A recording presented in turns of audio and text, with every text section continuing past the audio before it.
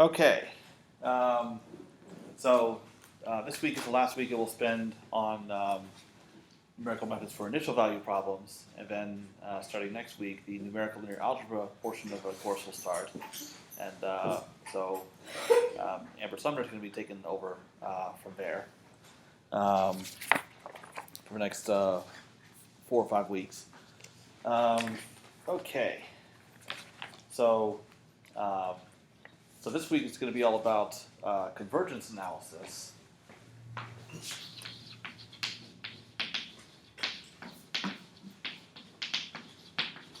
Which is a general case.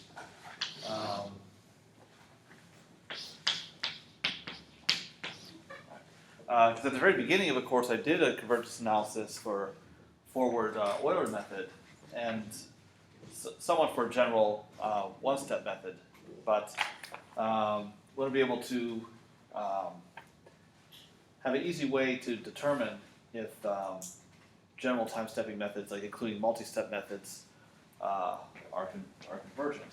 And the simplest way to describe how you can tell whether any given time-step method converges is this.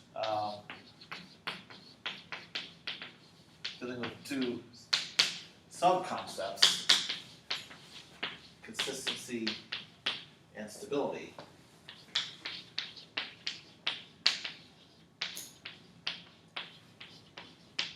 Okay, so if you can show that a given time-stepping method, whether it's a one-step or a multi-step method, is consistent, and that means that the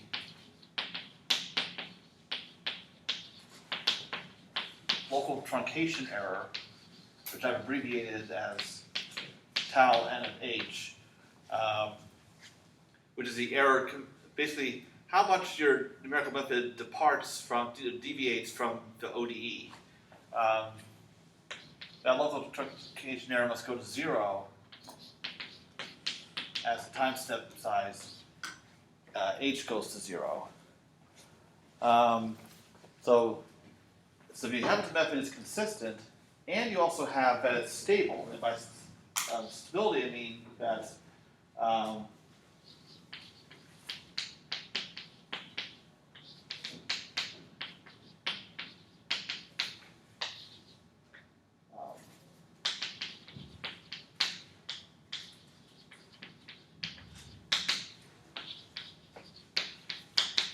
basically is about how much the solution can grow over time. And I'll have a more formal definition of both of these things in just a little bit. But the idea is a lot of times solutions of ODEs actually decay to 0 as t goes to infinity. So we want to have the same behavior as numerical solutions. But in some cases you do want to allow some growth, but it should not be explosive growth. That's when you end up not having a stable numerical method. So in other words, yes, there's error committed during each time step, but you don't want the accumulation of error over many time steps to get out of hand. So leapfrog, what? I think we were checking last night. The leapfrog sort of, for growth, it was not stable. Yeah, the leapfrog method you have to be careful with. That it can be made stable, but you basically have to choose such a small h that it's not worth it. Right. Yeah. And actually, I'll be showing a related method later that has it's kind of leapfrog-like that is not so good. Okay. So we have both of those things, and I'll show you for one-step methods how we can relatively easily check because we need simple criteria, preferably. So if both these things are satisfied, then we have convergence, which means that the limit as h goes to 0 of the maximum error, the difference between the exact solution at a certain time and the numerical solution over all n between 0 and the final time divided by h.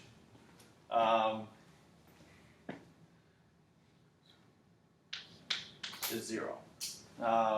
So that means that on the whole interval from time 0 to time capital T, as h goes to 0, the numerical solution and the exact solution end up converging to one another. Okay? And this is what we really want. It's just really hard to check this directly. But that's why there's a substantial theory built on checking whether, making sure that if you at least have these things that are relatively easy to verify, that this follows automatically. So what I'm going to do is I'm going to look at consistency and stability for the two cases of one-step methods and multi-step methods, how you can easily check these things, and then convergence would follow from there. Okay.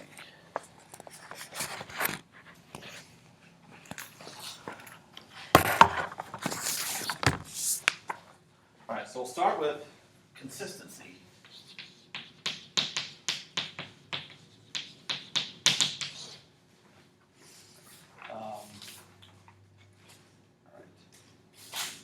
So the general definition is just what I gave there on the other board. That the limit as h goes to 0 of the local truncation error is 0. Now I've defined local truncation error before, but I'll go ahead and define that again for at least for one-step method. So there are different definitions for one-step versus multi-step methods.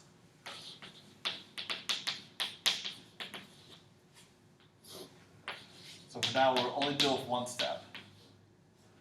And any one-step method can be expressed in this form. Yn plus 1 is yn plus h times some function phi that depends on t sub n, y sub n, and h. Now, phi may be a very complicated function of those three arguments. For example, if this was 4-fold Runge-Kutta, then to describe phi using a single formula would be quite a mess, because you'd have to have all those like K1, K2, K3, K4 expressions built into it. It'd be quite a lot to write out, but you could do it. But all one-step methods fit this form because they only depend on this information. Okay. Now, so the definition of local truncation error for such a one-step method is basically you're plugging in the exact solution into the numerical method and then dividing by h.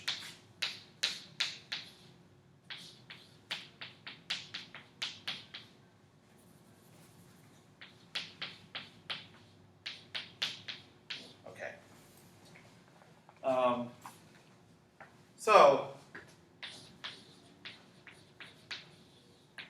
you can compare this to what you get from the underlying ODE, dy dt minus f of ty. Okay. Now,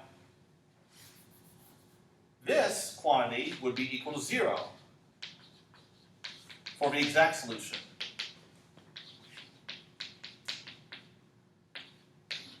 But the numerical method only approximates the ODE.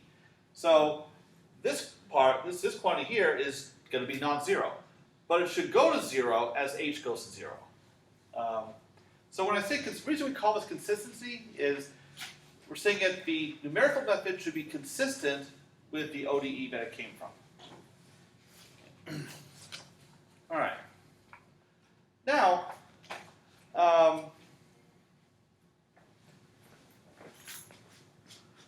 so what happens to this as h goes to 0?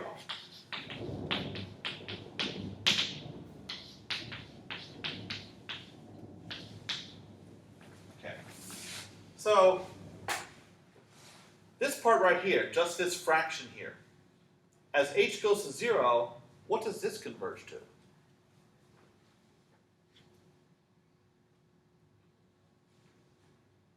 Keep in mind that I can write it this way.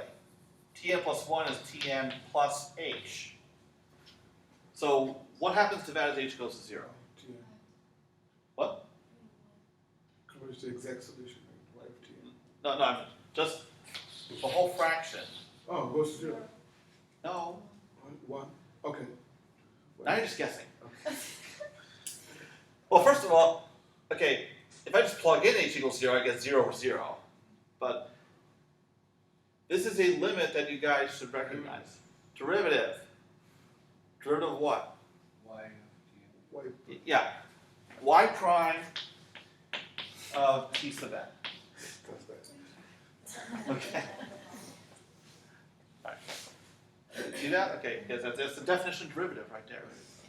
Okay, that's this part. And then this, here we can plug in h equals 0.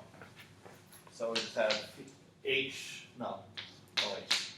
of tn, y of tn, 0. Okay. Now, we want this to be 0 when h is equal to 0. But, so, in order to have consistency, as tau n of h goes to 0 as h goes to 0, we need to require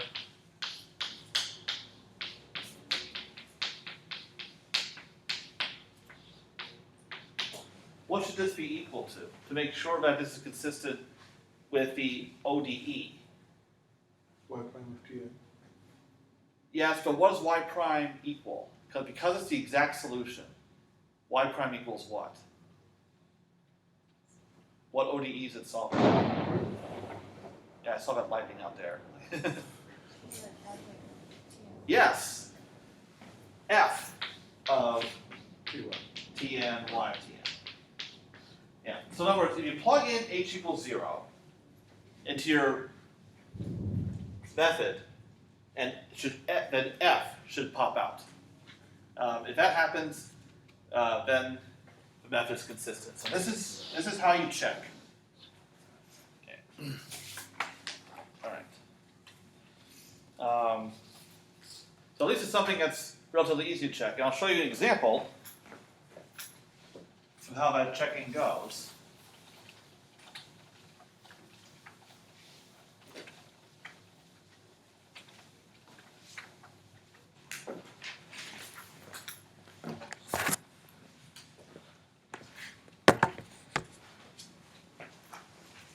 Now, this is not a very interesting exercise for something like Euler's method, so we won't do that. We will use the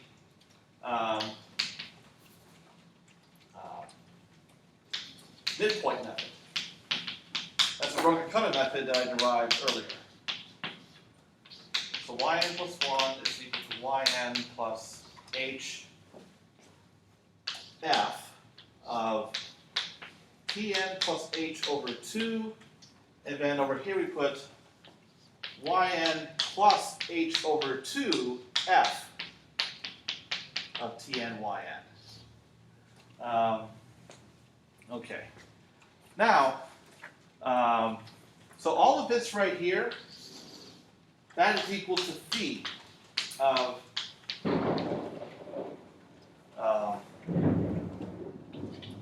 Tn, yn, h. Okay. So we want to make sure if we plug in h equals 0, we should just get f. So let's do that. So that would be f of t plus 0 over 2, y plus 0 over 2, f of t, y.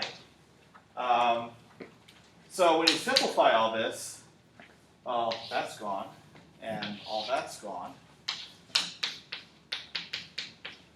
So you just get f of ty. So everything works out, and the method is consistent. Man, it looks awful out there. Okay.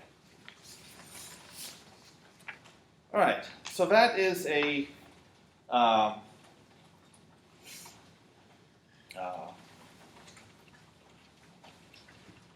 so that's what we have for a one-step method. Now, what about a consistency for a multi-step method?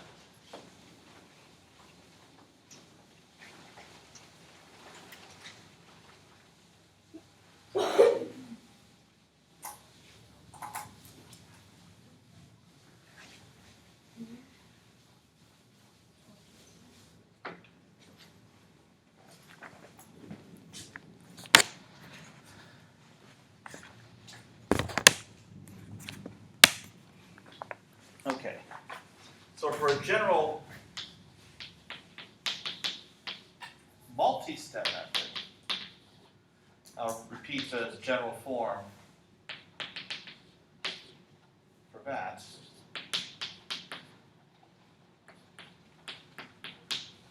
Okay.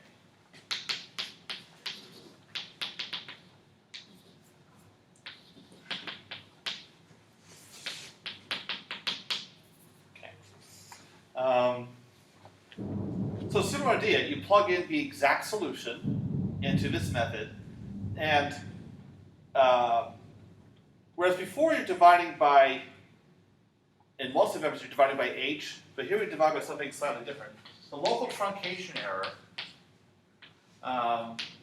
is defined to be all of this except we move everything on the one side.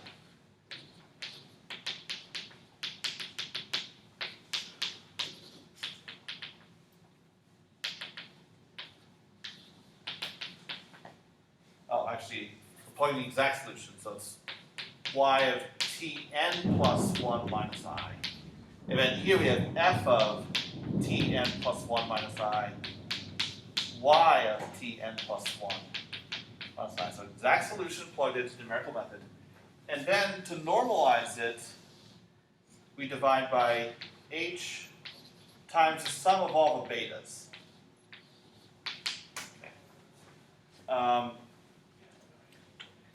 So ideally, the betas normally would sum to 1 anyway. Okay, and we want this to go to 0 as h goes to 0, just like we did for one-step methods. Okay.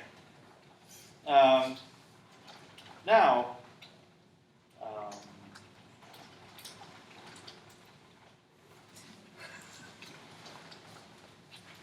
I'm glad not to go out that anytime soon. Okay. So,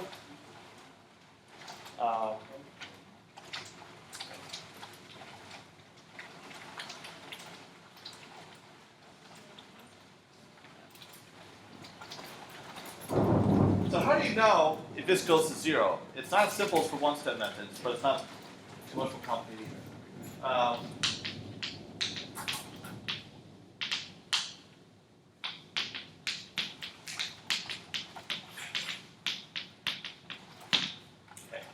So what you do is, you do a Taylor expansion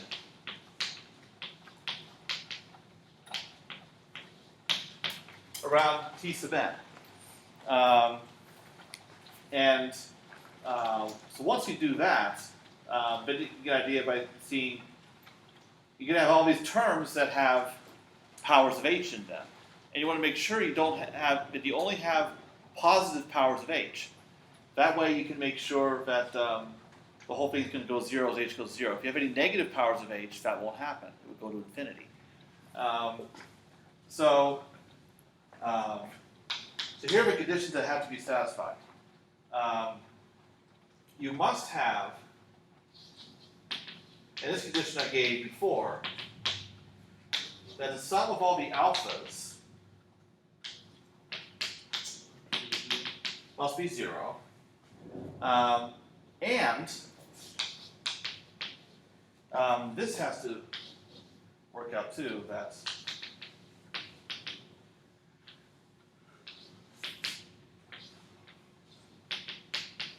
so this linear combination of all the alphas minus the sum of all the betas has to be 0. So if these two conditions check out, then at least you know your multi-step method is first order accurate. There are other conditions that I won't state here. I will make sure that they're in the notes. Additional conditions on various sums involving the alphas and betas to check whether the method is, what order of accuracy is it? Is it second, third, fourth order accurate? So these are things that would be fairly straightforward to check. Okay. Now, this is for a general multi-step method. for Adams methods, I could be a little more specific about what the local truncation error is. Because what are we doing in an Adams method? In an Adams method, we're approximating an integral using a polynomial interpolant. So the local truncation error would come from integrating the error in the interpolant. So we can use the form of an Adams method to give an actual error formula. Okay.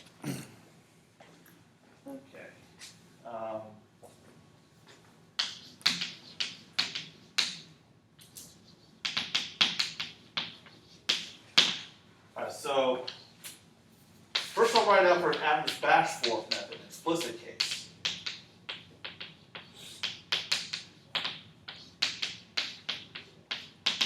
Okay. So it turns out to be, well, we know that Adams-Bashforth methods have order h to the s accuracy. We have the derivative of order s of f at an unknown point over s factorial minus 1 to the s. And then you have the integral from 0 to 1 of u minus 1, u minus 2, up to u minus s du. Recall integrals like this were used to figure out what the betas were. So if you work out this integral, that's just going to be a number. So that constant is part of the error formula. Okay. Now, the implicit case of Adams-Moulton, very similar. We just have one extra node.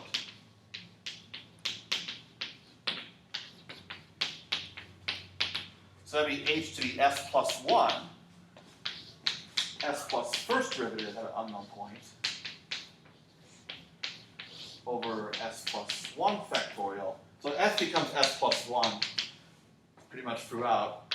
Over here, you're just going to have, your extra node is going to be, interpolation point is going to be 0. So u times u minus 1, u minus 2, all the way down to u minus s.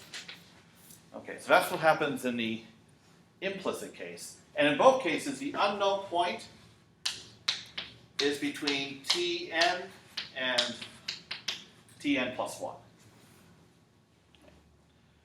All right. So at least in these cases, we could have a more concrete error formula just because Adams methods have a relatively simple form.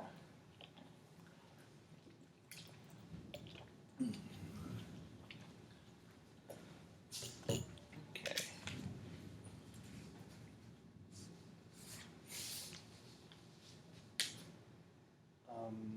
Some questions about consistency for multi-step methods.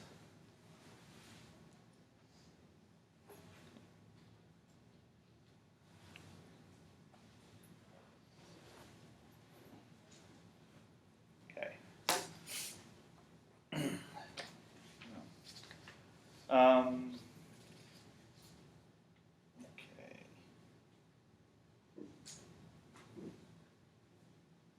Now, as I mentioned with Multistep methods, Adams-Bashforth and Adams-Moulton methods can be combined to make a particular corrector. So, in that case, so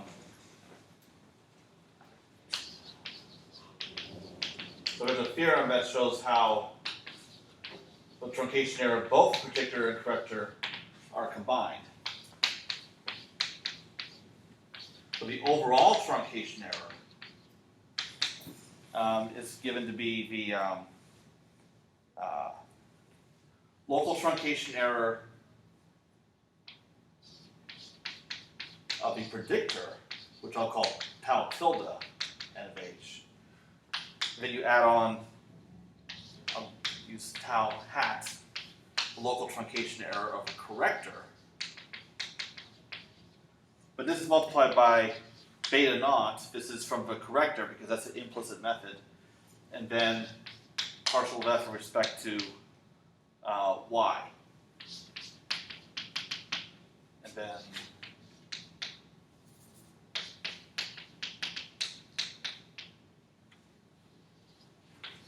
okay. So okay.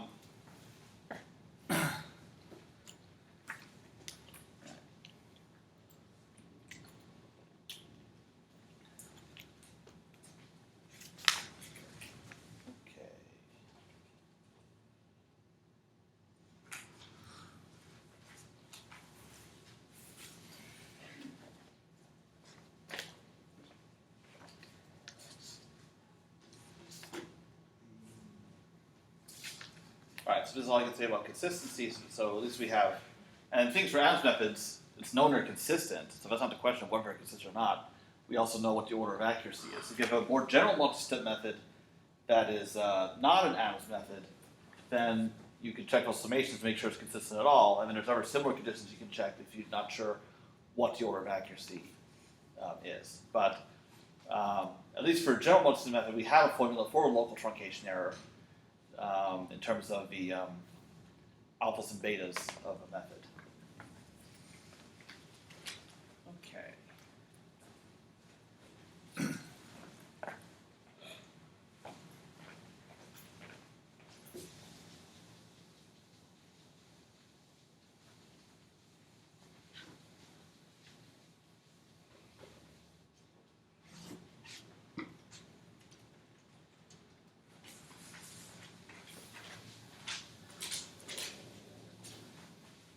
Now, as far as predictor-corrector methods go, local truncation error depends on how you use a predictor-corrector. The assumption that's being made here is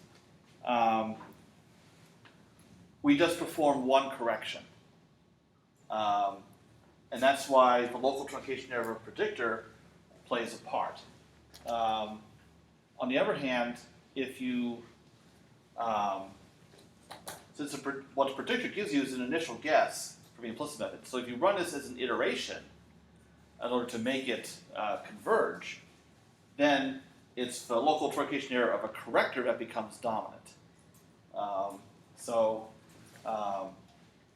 And which goes to a comment I made earlier about how it's really the local truncation error corrector that makes the most difference, but only if you use it as an iteration, not just a one and done kind of deal. Okay. So now,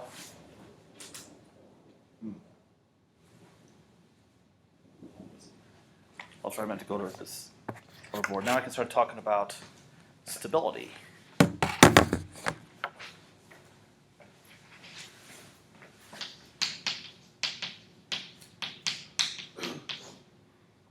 Okay.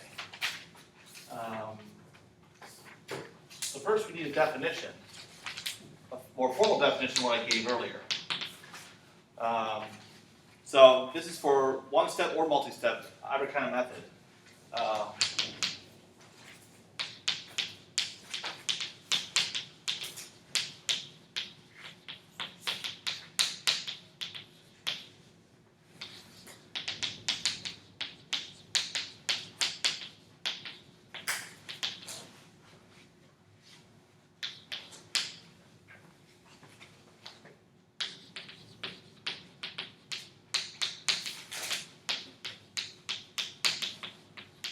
So if you have any two numerical solutions, yn, and tilde, you have a following satisfied.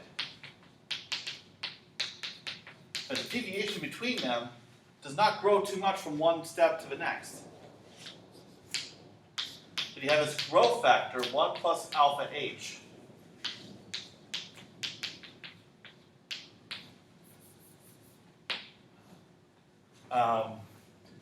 So only this much growth is allowed from one time step to the next. And if you apply this repeatedly, you have the following, that the overall growth in the solution from time 0 to the present is bounded by this exponential.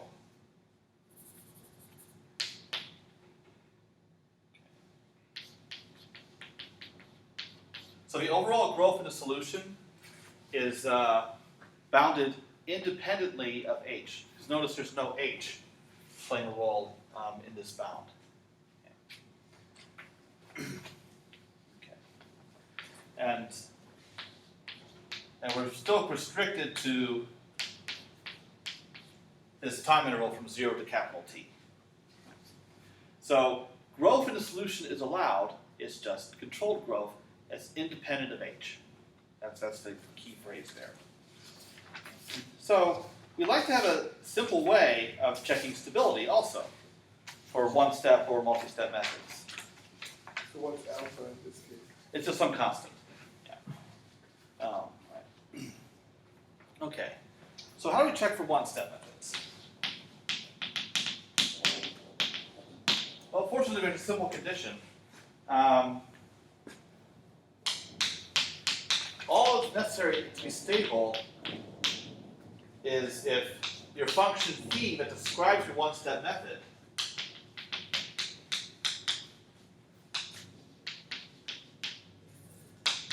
it just has to be Lipschitz continuous.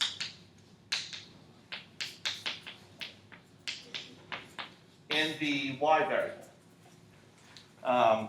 So in other words,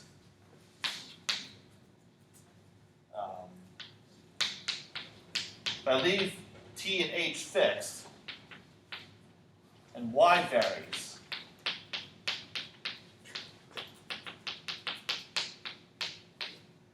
it must be bounded by some Lipschitz constant that depends on phi times the difference in y values. Okay. So L sub phi is your Lipschitz constant. So as long as you can establish that there is a Lipschitz constant, then you have stability. Now, and we're assuming that f from the ODE is Lipschitz continuous. So for Euler's method, or forward Euler, phi is f. The h argument is just dropped. So, and we're assuming for existence uniqueness for ODEs that f is Lipschitz continuous. Therefore, the Lipschitz constant for phi is exactly the Lipschitz constant for f. Okay. But I'll step through a more interesting example, again involving the midpoint method. It's a bit more of a challenge to show that there's a Lipschitz constant.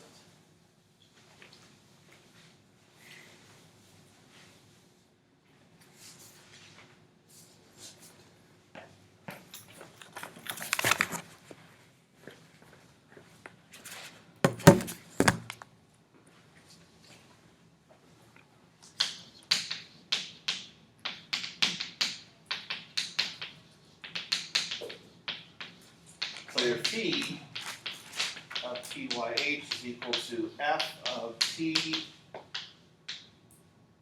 so t plus h over 2, y plus h over 2, f. Okay. All right, so we want to see if this function is Lipschitz continuous. Now, we assume that f is Lipschitz continuous. So f of t y2 minus f of t y1 plus equal to L times the difference in y values. So we're going to use this Lipschitz constant for f, capital L, to come up with a Lipschitz constant for phi. So let's just take a look at what we have. So we have phi with y2 and y1 plugged in.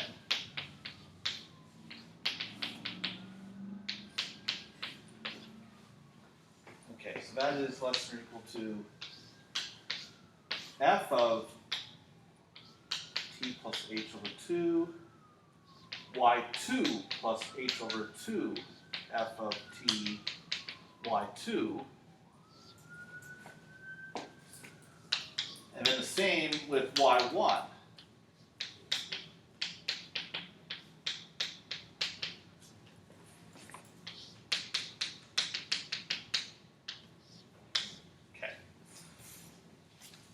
Now, we can notice the t arguments are the same. So we can apply the Lipschitz continuity of f to say that this is less than or equal to L times the difference in the y values. So that's y2 plus h over 2 f of t y2 minus y1 plus h over 2 f of t y1. Okay. But now look at the uses of f here. They again have the same t value, so we can apply the Lipschitz continuity of f again. So we get less than or equal to L y2 minus y1, so I'll just separate that part, plus h over 2 times L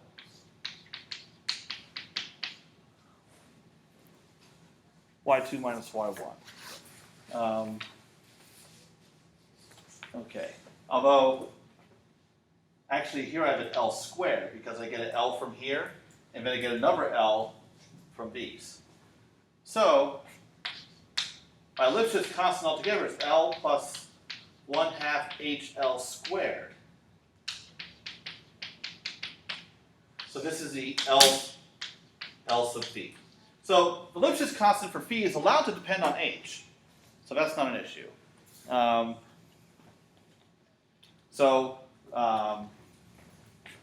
Because there is a Lipschitz constant for phi, you can say that the midpoint method is stable.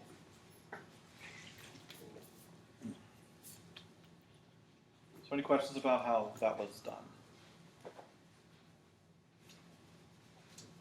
So you get L for each of the F. For the outer F, you get the first L, and Yeah, you get the second L. from these F's. So L times. But because this introduces a factor of L and there's already an L sitting there multiplying everything, that's why we get an L squared. And then, yeah, this h over 2 just comes along for the ride. Okay, so that's one-step methods. You just show that there's a Lipschitz constant. So what about stability for multi-step methods?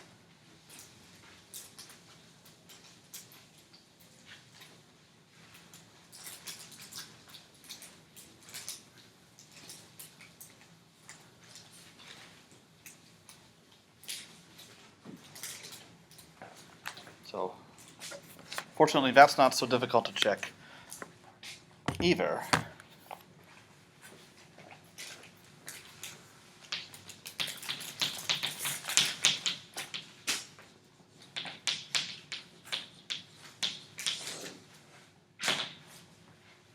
Okay, so we apply a general multi-step method.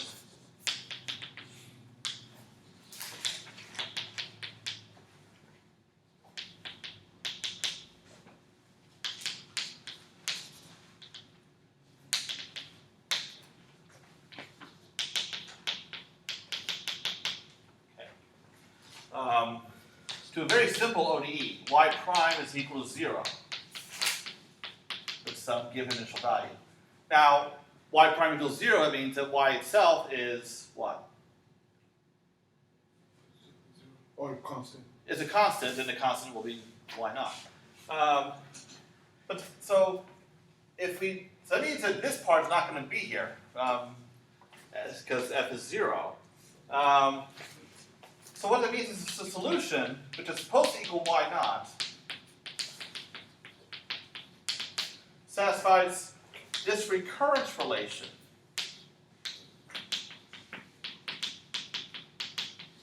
Now the thing is, the solution of a recurrence relation like that, it's homogeneous, has constant coefficients, we can easily write down a formula for a solution.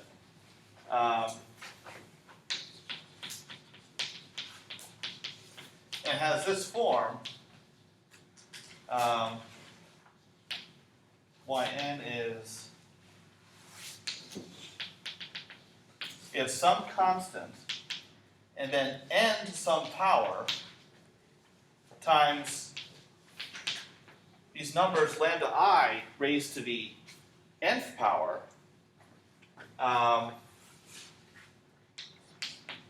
So these roots, lambda 0, lambda 1, up to lambda s, these are the roots of what's called the characteristic equation of the recurrence relation.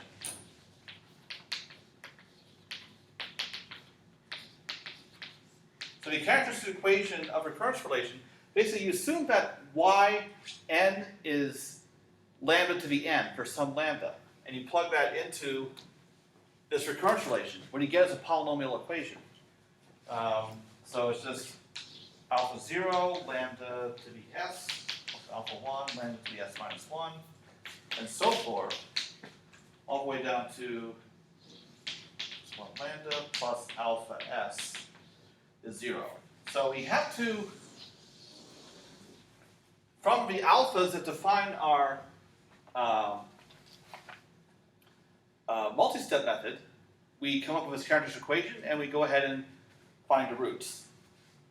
And the thing is, our solution is supposed to be constant, certainly should not grow. So we need to make sure that these roots are chosen in such a way that we don't get growth in the solution, that either stays stationary or decays to 0 in order to have any chance of stability. Okay. So what conditions do the roots of this characteristic equation need to satisfy?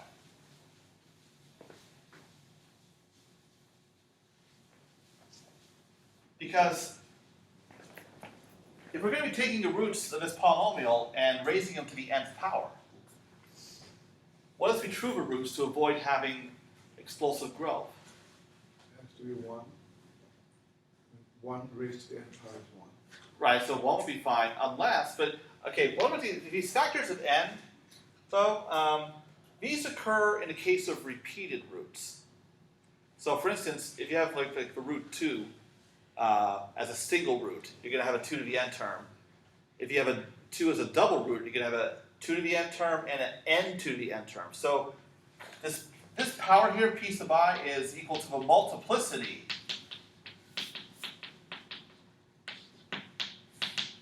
of the root lambda I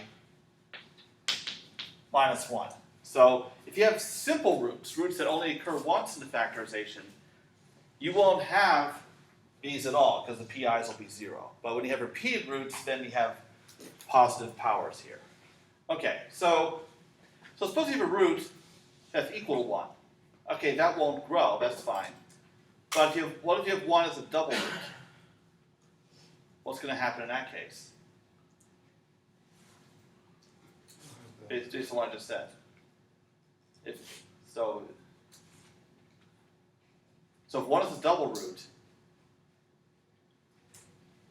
and you have this, then what sorts of terms can I get in my solution? It'll grow linearly, won't it? Yeah, it'll be an n term. So that's out.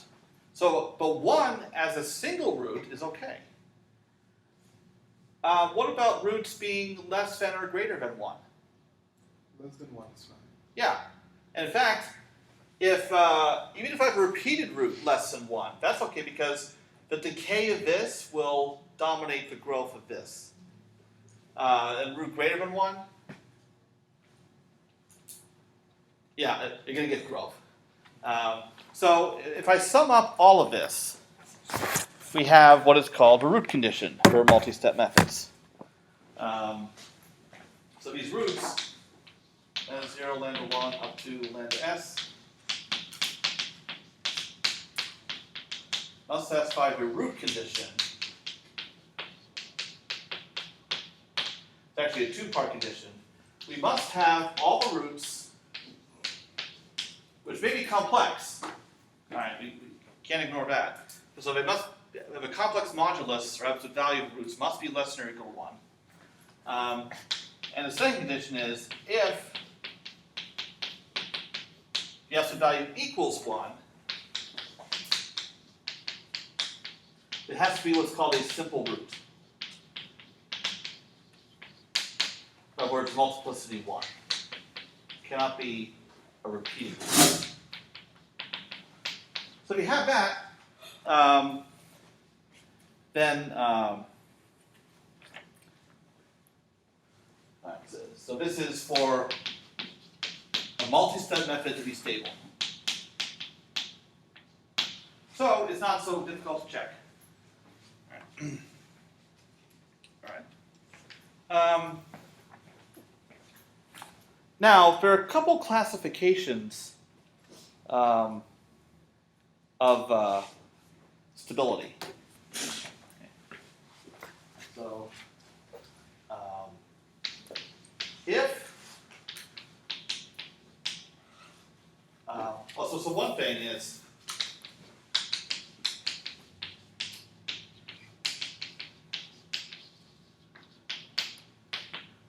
one is always a root for any consistent multi-step method. And that goes to a condition that I wrote on the board earlier,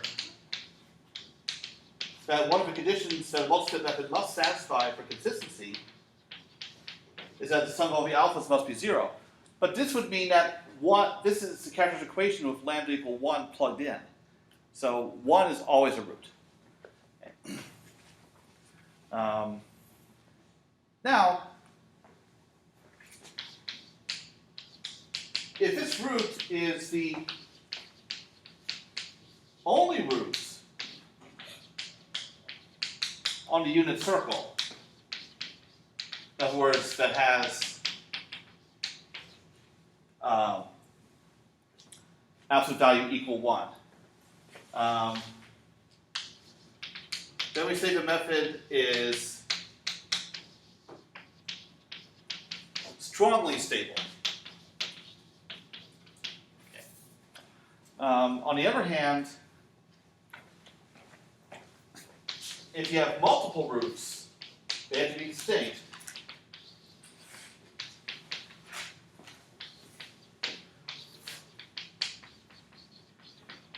On the unit circle, then the method is weakly stable.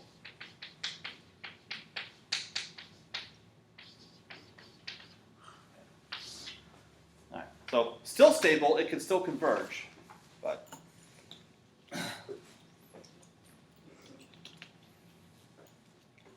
So then we have to go and check if they're greater than 1 or not. yeah, or make sure that make sure the multiplicity is only 1. Multiplicity. Yeah. Okay. Now, fortunately, for Adams methods, because of the form they have, it's very easy to check stability for all of them as a group. Because they all have the same alphas. Because they have different betas, but betas don't play a role in this.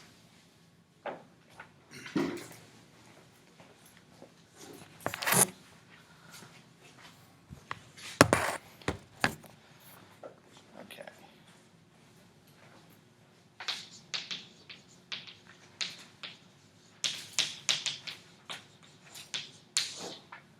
All right, so for Adams methods, well, we have alpha 0 equals 1, alpha 1 equals minus 1, and alpha I is 0 for I greater than or equal to 2. So what that means is the characteristic equation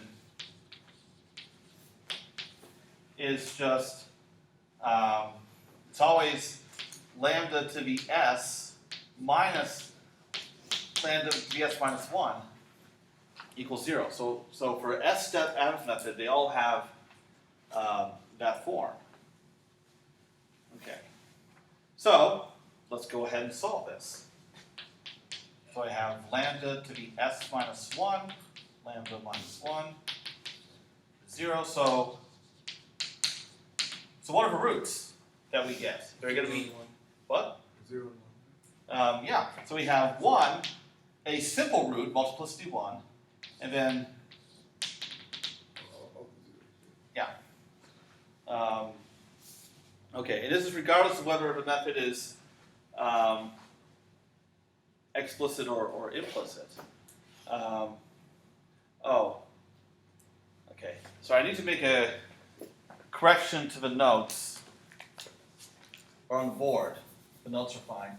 It's lambda 1. It's a degree S polynomial if they're going to be S roots. So lambda 1 up to lambda S. So we have a 1, and then we have a root 0 of multiplicity S minus 1. Okay. So what kind of stability do we have for Adams methods? Yeah, they're strongly stable because there's only one root on the unit circle, and that is 1. Okay, so explicit, implicit doesn't matter. Get strong stability. Okay.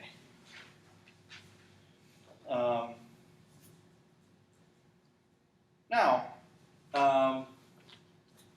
you do another example of a multi-step method and check its stability. That's neither an Adams method nor is it a backward differentiation formula. So yn plus 1 equals yn minus 1 plus the integral yn minus 1 to yn plus 1. Well, method is derived from this. Alright, and what we need, the idea is you evaluate this integral, and notice it starts at Tn minus 1 rather than Tn, so it's not an Adams method. And you use Simpson's rule on the integral. And this leads to Simpson's method.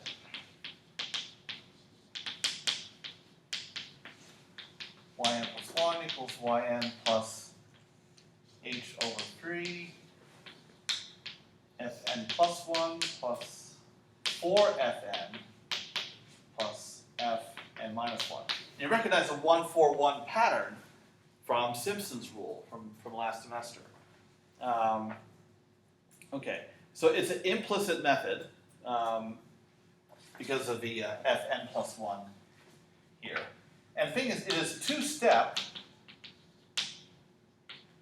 but it's fourth order accurate. And this is because of the high degree of accuracy of Simpson's rule.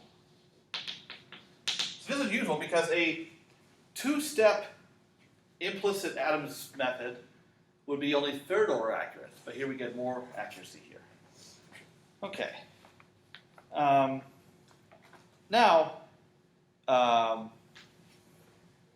So we look at our alphas. Alpha 0 equals 1.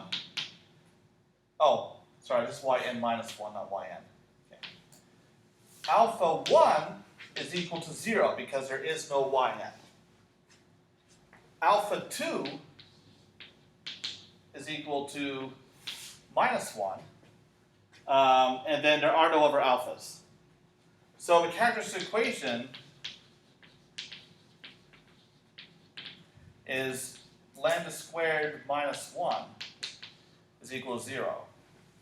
So what kind of stability are we going to get in this case?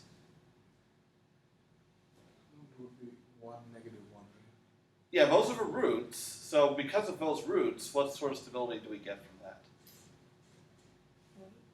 Yeah, it's weakly stable. So roots. So because there are two roots on the unit circle that have absolute value 1, we say that it's only weakly stable. Okay. All right, so it seems like a great method, but it doesn't have the stability properties that Adams methods have.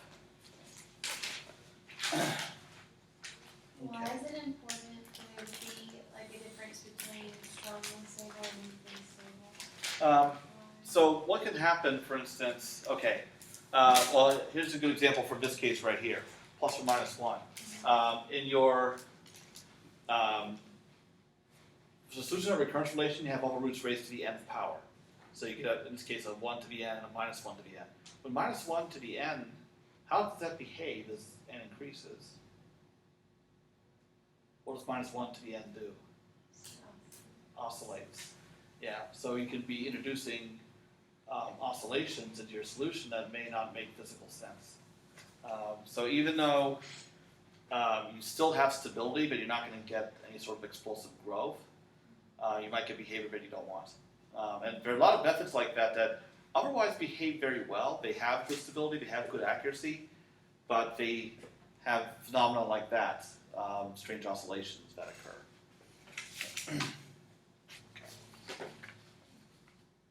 Whereas a strongly stable method is going to have decay instead.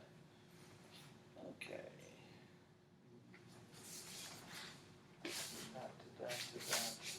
All right. Any questions about stability?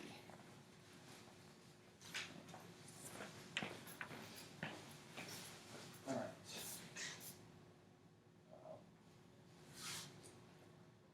Now, last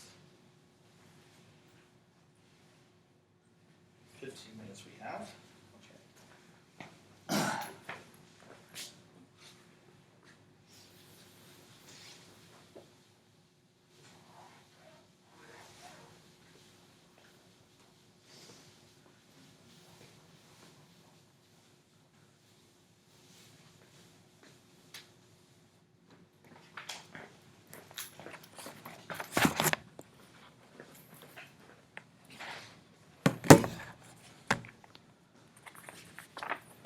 Okay. Say a few words about convergence. I've already given you the main idea that if you have a method that's consistent and stable, then it is convergent. But I can say a little bit more from that. Okay. First, for one-step methods. So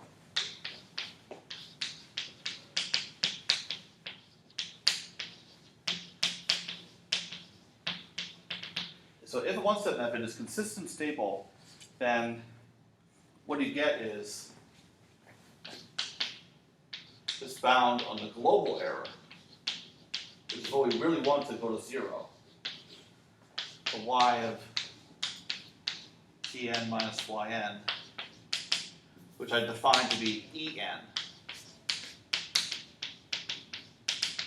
has this bound. Okay. So what we get is this factor, e to the L phi. So this is a Lipschitz constant for your one-step method. So that plays a role here in the exponential. Capital T minus 1 over L phi. So you have that factor. But that's something that's bounded independently of h. And this is multiplied by the maximum of the local truncation error over all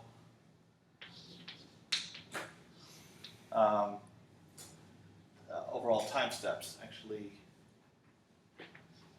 Okay. All right, so you're at step n, so all n minus 1 steps up to that point, whatever the largest local truncation error is what would go here.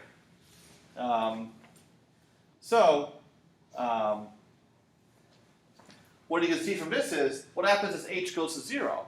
Well, the only effect of having h go to 0 doesn't just affect this part, but the method is consistent. So the local truncation error is going to 0 as h goes to 0. So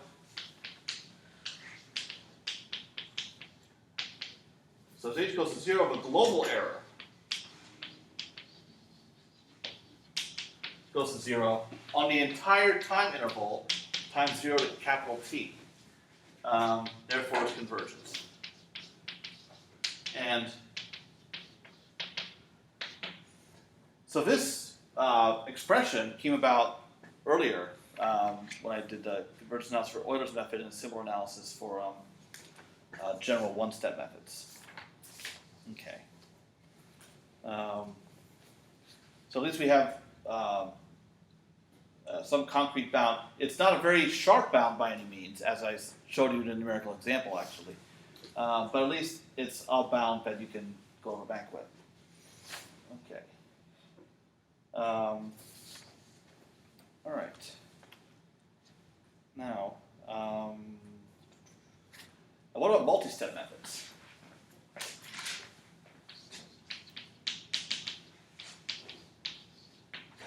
So what we can say is a consistent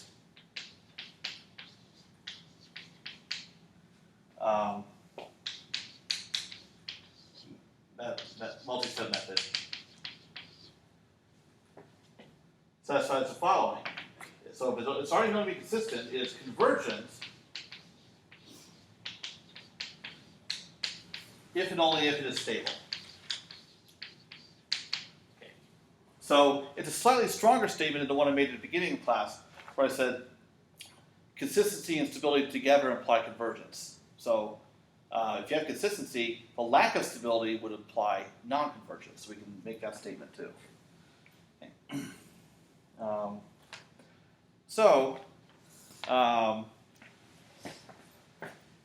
One thing we gather from this is all Adams methods are convergent.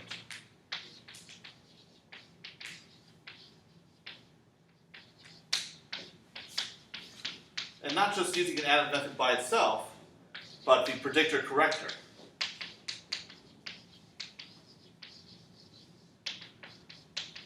Because both the predictor and corrector are consistent, and I gave a result earlier which shows that the overall truncation error goes to zero, so that also is consistent.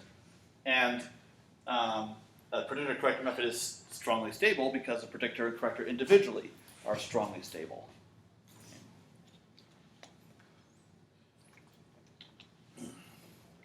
Okay, so at least for these kind of methods,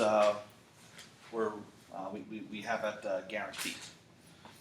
Did you say that when we were talking about multi-step methods, does the convergence, like if it's converging or not, change if it's weakly or strongly stable?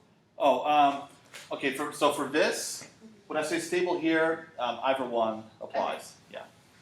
Yeah. And the thing is, with regard to your previous question about weakly stable, like those troublesome phenomena that you might get, like those oscillations, those would go away eventually as h goes to zero, assuming they're not present in the exact solution.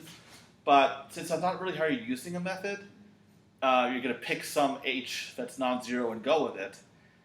You may still get behavior that you don't want.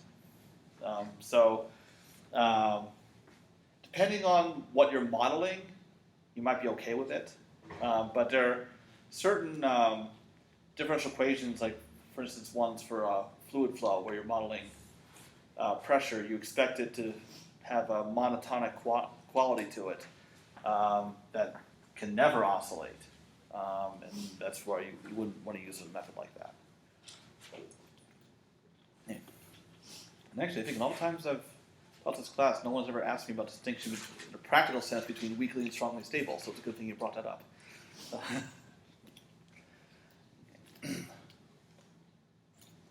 Okay. Let's see.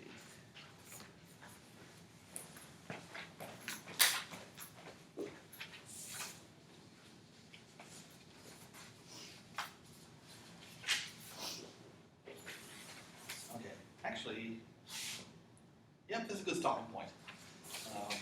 So you guys are still in classes and we'll break. And the rest of you, good luck with a range.